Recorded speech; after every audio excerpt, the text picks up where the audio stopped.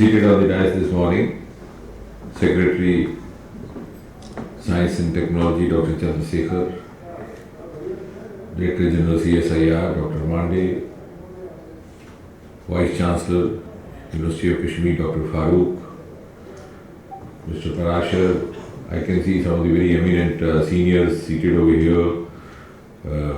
We have the Vice Chancellor from Jammu Central University, University Kashmir, and I was seeing Professor Sokuri also somewhere. Yeah, because the faces are very smartly camouflaged, so it's difficult sometimes to make out. I hope we don't come across a day when we'll have to actually mask ourselves to be identified. Nevertheless, I am glad that we are together over here this forenoon to perform this pleasant task of releasing the Science Monthly in Hindi and Urdu, besides of course English. And as was being mentioned by Dr. Farooq, very soon we'll also be coming out with Dogri and Kashmiri versions so as to complete the cycle in its entirety. We have already, I was told, come out with the vernacular versions in Telugu, Tamil, Malayalam, Maithili, etc. So some of the languages which have not yet been taken into this fold, including Dogri, Kashmiri, some of the northeastern languages, the Uriya, will also be, so that the exercise that we began is accomplished in its first phase, and then it becomes a regular feature. Now, why this monthly magazine in the regional languages, or the vernacular languages, or the Indian languages? The question was partly addressed by Dr. Farooq, and that brings to my mind what the Honorable Prime Minister said in 2018 while addressing a program in Kolkata. And I think that sums up in a single sentence the entire spirit of it. The Prime Minister said, and I quote, "To promote understanding and love of science among our youth, it is vital that we promote science communication in a big way. Language should not be a barrier, but a facilitator in this task," end quote. So I think that sums up all. No section of youth or students or aspirants should feel at disadvantage simply because they lack knowledge of the English language.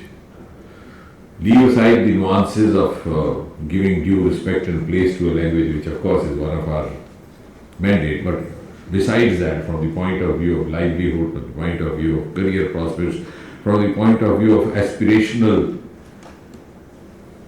accomplishment also, if we are to provide a level playing field in a country as heterogeneous as India, we have to have these options available with us. And secondly, if you ask me, I think this has also been a strange twist of circumstances over the centuries that we landed up in a situation like this where you and I prefer talking in English and also speaking science in English language, because the education policy of India in its modern version was formulated by Lord Macaulay, and therefore the entire syllabi and the curriculum got written in the language which was being spoken by the British. And since we were new into it, we had not many more options available at that time. That doesn't mean that if we were invaded by some other country or we would have started speaking that language, but nevertheless, this was an incidental happening. Otherwise, you see some of the best science accomplishments happening in Soviet Union. They were the first to send a human being into space, and the entire exercise is done by their local language without even bothering or without having feeling the necessity of having the knowledge of English language. So they were the first actually in space technology, even ahead of America, even though America landed a human being first, but the first human being sent up was through Soviet Union. So also the case of Japan. Even today you hardly, and the best of the science projects happening over there, even China, So what I'm trying to say is that it was incidental. It's a outcome of a strange sequence of events in the recent history of India. So now it is, I think, under Prime Minister Modi, time to actually redeem this anomaly which has happened, or this contradiction which has happened. More so also because most of the universities and most of the schools and colleges in most of the states in India today are imparting vernacular medium up to the highest levels of higher education, which was not happening earlier. Now you can do your post-graduation in Telugu, you can do it in Urdu. I come across youngsters who have never read a word of English language. Even in civil services, I think 4 or 5 years back we had one of the toppers, I think it was 4th or 5th topper in civil services all India, who had done his entire graduation in Telugu because he came from a village at the nearby. The only college available was the one which provided Telugu medium. But then this boy had the urge to appear for civil services, and graduation was the minimum eligibility qualification, and he did that. So what I am trying to say, the aspiration level of the youth of India 2021 has gone tremendously high, and it is now ready to break the barriers of language. You could imagine the aspiration level of this young boy that I am referring to. His mother was a housemaid. He came from a low socioeconomic strata, but the aspiration was so overpowering and irresistible for him that he had to acquire.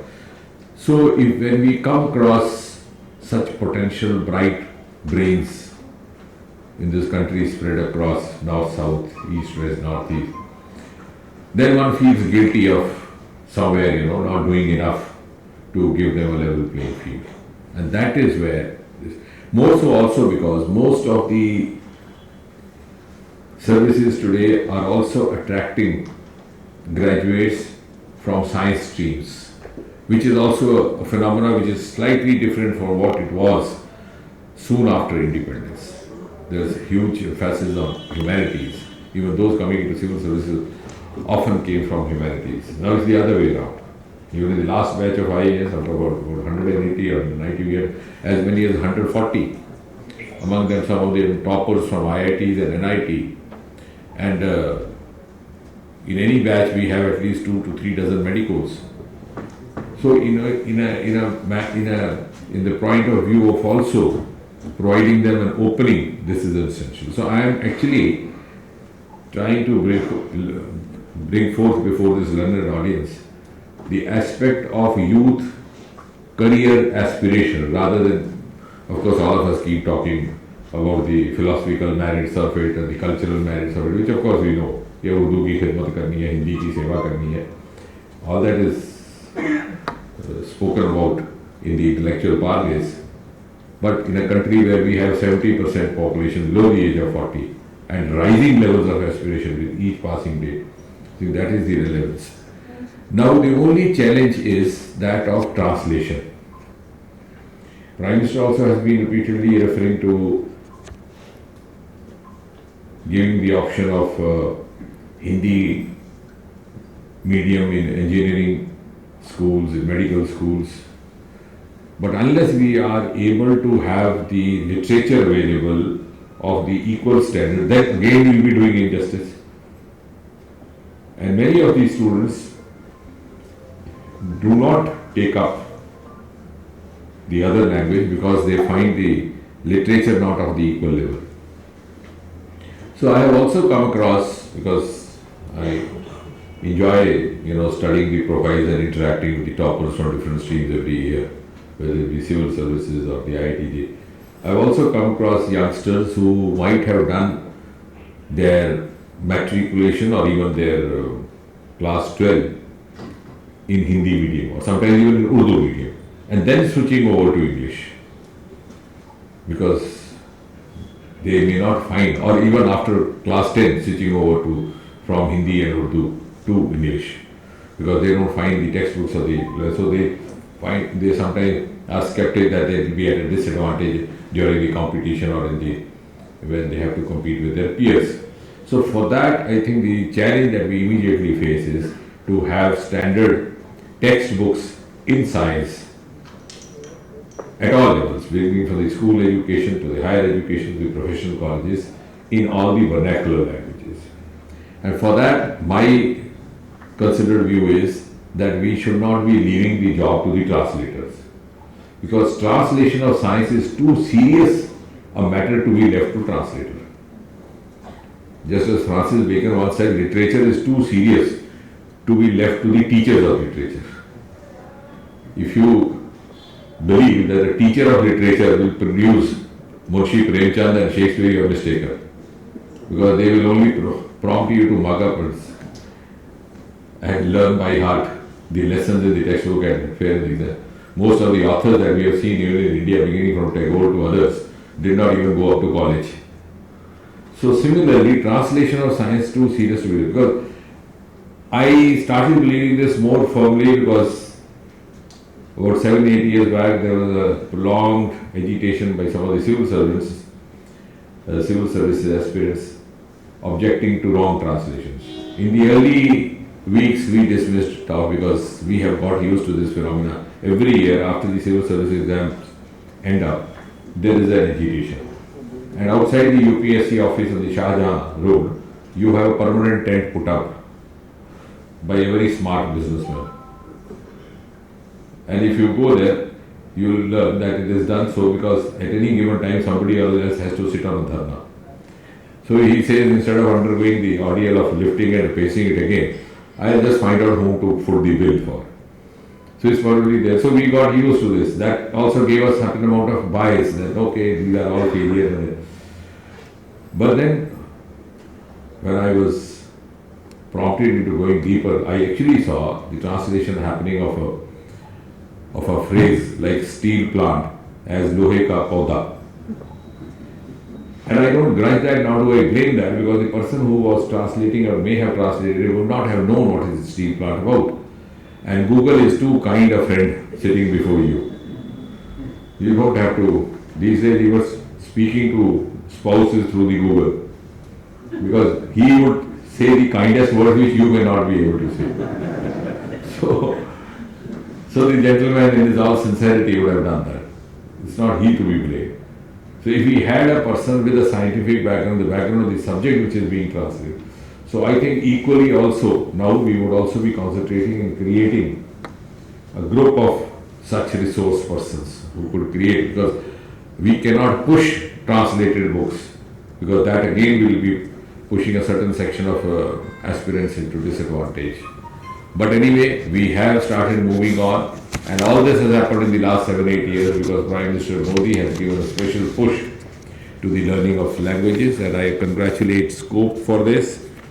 And also because now that we are going digital in the later stage, we also have to find digital means of imparting, because many of the textbooks are read online.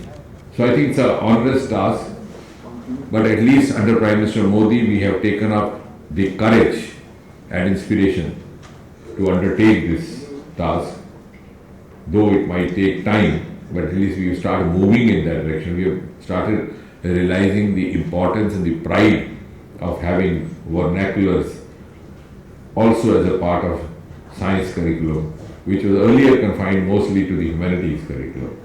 So thank you very much. I hope we'll meet again, maybe at Dr. Farooq's University or somewhere in Jammu, when we release the rest of the languages related to your union territory. Thank you very much.